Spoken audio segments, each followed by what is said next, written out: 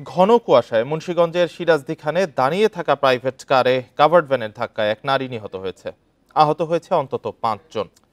এই দুর্ঘটনার বিষয়ে আরো জানাতে মুন্সিগঞ্জ থেকে যুক্ত হয়েছেন সহকর্মী জিতু রায়। জিতু, একের পর এক দুর্ঘটনা আমরা গতকালও দেখেছি, আজকেও ঘটলো। আসলে কি নির্দেশনা দেওয়া হচ্ছে এই দুর্ঘটনার রোধে? কোনো গতিসীমা নির্দিষ্ট করে দেওয়া হয়েছে যে এর বেশি যানবাহন গতি তুলতে পারবে না, বা এরকম কোনো নির্দেশনা এসেছে হাইওয়ে পুলিশের পক্ষ থেকে?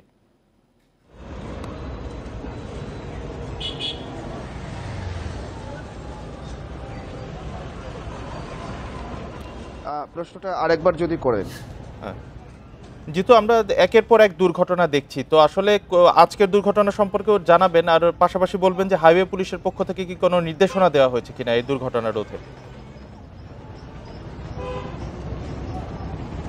দেখুন, আমরা গতদিন সকালে যে দুর্ঘটনাটি দেখেছি, ঢাকা মাওয়া এক্সপ্রেসওয়ের প্রায় 7টি জায়গায় দুর্ঘটনা ঘটেছে। ঠিক আজকে সকালেও ভোরের দিকে 5টার দিকে একই ধরনের দুর্ঘটনার প্রকৃতিটি একই রকমের। গতদিন যেভাবে প্রাইভেট কারকে ধাক্কা দিয়েছিল বাস, ঠিক তেমনি আজকেও একটি প্রাইভেট কারকে পেছন থেকে ধাক্কা দেয় কাভার্ড ভ্যান, এবং এর গতি অত্যন্ত বেশি ছিল বলে জানিয়েছেন স্থানীয়রা, এবং পরবর্তীতে উদ্ধার কার্য পরিচালনা করেছেন হাইওয়ে পুলিশ। তারা যেটি বলছেন, অতিরিক্ত গতির কারণেই কিন্তু এই দুর্ঘটনা ঘটছে।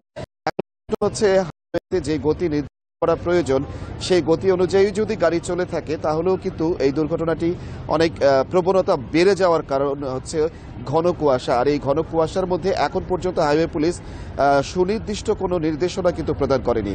কিন্তু আমরা যেটি লক্ষ্য করতে পারছিলাম যে ঘন কুয়াশার কারণে বা কুয়াশা ছাড়াও আমরা দেখেছি এই ঢাকা মাওয়া এক্সপ্রেসওয়েতে এখন কিন্তু অনেকগুলো সড়কবাতি একেবারেই দেখা যায় না। তার মধ্য থেকে এখন যে ঘন কুয়াশা, তার মধ্যে সড়ক বাতিগুলো কিন্তু তাদের গতি নির্ণয় হিসেবে কিন্তু কাজ করতে পারে। সেই জায়গাটাতে যখন সড়ক বাতিতে না জ্বলে থাকে তখন কিন্তু গাড়ি নিয়ন্ত্রণ করা সম্ভব হয় না। ফায়ার সার্ভিসও একই কথা বলেছেন যে এই দুর্ঘটনাগুলোর মূল কারণ হচ্ছে গাড়ির গতি, আর এই গতির কারণে কিন্তু এই দুর্ঘটনাগুলো ঘটে যাচ্ছে।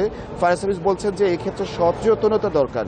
প্রকৃতপক্ষে এই যে দুর্ঘটনাগুলো ঘটছে, গতদিন যে দুর্ঘটনাটি প্রাইভেট কারটি থেমেছিল সড়কের পাশে, আর আজকেও যে মাওয়া থেকে ঢাকার দিকে যাচ্ছিল যে প্রাইভেট কারটি, তাকে পেছন থেকে কাভার্ড ভ্যানটি ধাক্কা দেয়। তো এই যে পরিস্থিতি যেটি দাঁড়িয়েছে, ঘন কুয়াশার কারণে গাড়ির গতিরোধ, বিপরীতমুখী কথাবার্তা, এক পক্ষ আরেক পক্ষকে দোষারোপ করা বা সংশ্লিষ্ট দপ্তরগুলোর দায়িত্বহীনতা, এই সব মিলিয়ে ঢাকা মাওয়া এক্সপ্রেসওয়ে কিন্তু এখন মরণ ফাঁদে তৈরি হয়েছে। এই জায়গা থেকে বের হয়ে আসার জন্য কিন্তু দ্রুত যদি ব্যবস্থা গ্রহণ করা না হয়, তাহলে কিন্তু এই দুর্ঘটনা কিন্তু ক্রমাগত বৃদ্ধি পেতে থাকবে বলে মনে করছি।